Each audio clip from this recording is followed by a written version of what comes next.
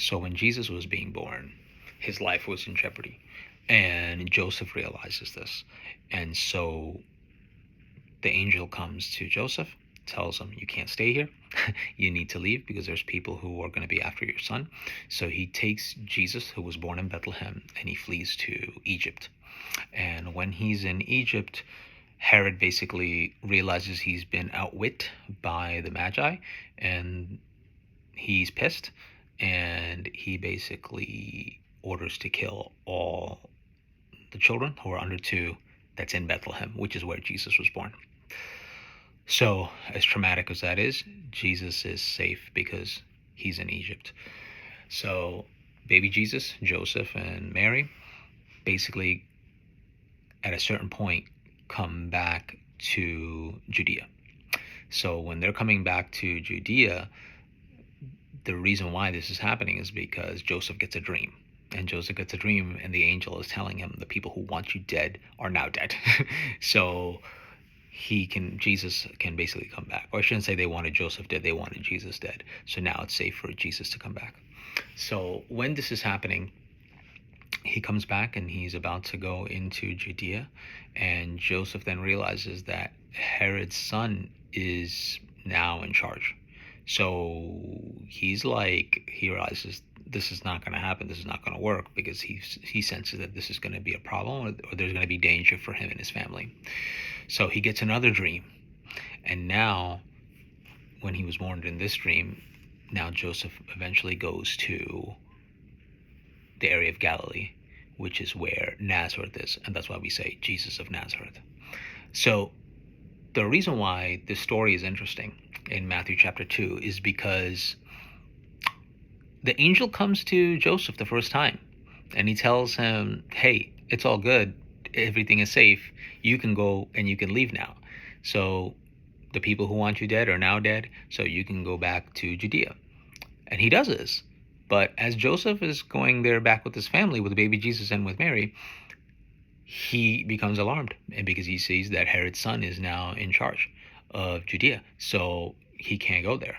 And then he gets warned in another dream. Let me read to you the verse. It says, so chapter 2, verses 21. So he got up, Joseph meaning Joseph, excuse me. So Joseph got up, took the child and his mother, and went to the land of Israel. But when they heard that Archelaus was reigning in Judea in place of his father Herod, he was afraid to go there. So Joseph is afraid to go there. Second dream. Having been warned in a dream, he withdrew to the district of Galilee, and he went and lived in a town called Nazareth. So fulfilled what was said through the prophets, he will be called a Nazarene. The reason why I'm mentioning this is because Joseph had an initial dream already. The angel came to him and said, get up, take the child. This is verse 20. Get up, take the child and his mother, and go to the land of Israel.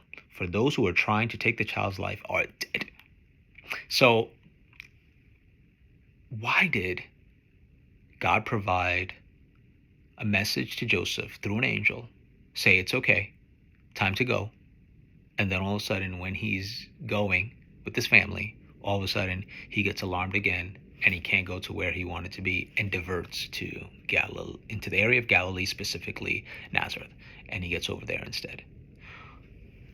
And the reason that this kind of happens is Jesus needs the prophecy to be fulfilled.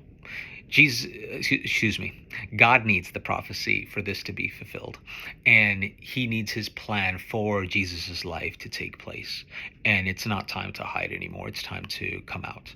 And Jesus' life will always be in some sort of danger, but it's time to leave Egypt, and it's time to go to Judea. It's time to go to the land of Israel. But the reason why I wanted to mention this in particular is that sometimes I think God tells us, hey, here's the path. You can go here. We go and get on the path and start going to where we want to go to. And then all of a sudden, we realize the road looks blocked. And we get alarmed. And we're like, God, didn't you tell us to be on this road? Why do I have this block in the road all of a sudden? right? You gave me the vision, you gave me the dream, you said everything's okay. The people who were there were trying to mess me up are gone now, so I can get back. I can get on this road. I can go back to where I'm supposed to be. But then all of a sudden, this road is blocked, and it looks like there's danger there. There's a different type of danger there now. So what is it, God? Are you messing me up? Did I hear correctly? Did I not hear correctly? What's going on? We question the call that we have on our life sometimes, or the direction that God wants to put on our life when we encounter a block in the road, when we encounter danger, or we encounter a significant obstacle.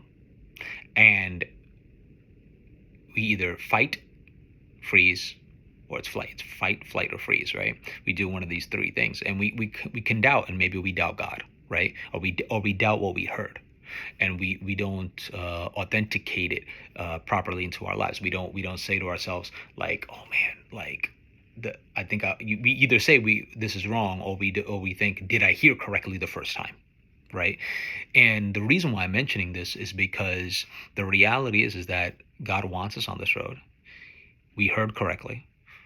We're here, but yes, there might be something that's blocking you on the path. And it's at that point where God will give you the right detour.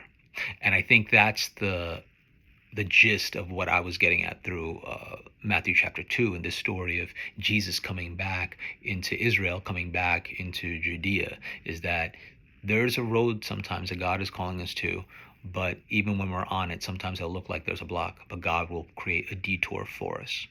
Even though there is someone or something that's trying to block us on the path that God has for us, he still wants us to continue on this road, and so forth. He didn't make a mistake, and we didn't make a mistake hearing him, because sometimes we doubt God or we doubt ourselves and what we heard.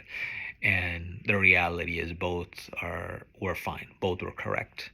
And I'm not saying that we shouldn't listen to what we heard the first time and to make sure that it is correct, that we should do a good job of testing what we hear from the Lord.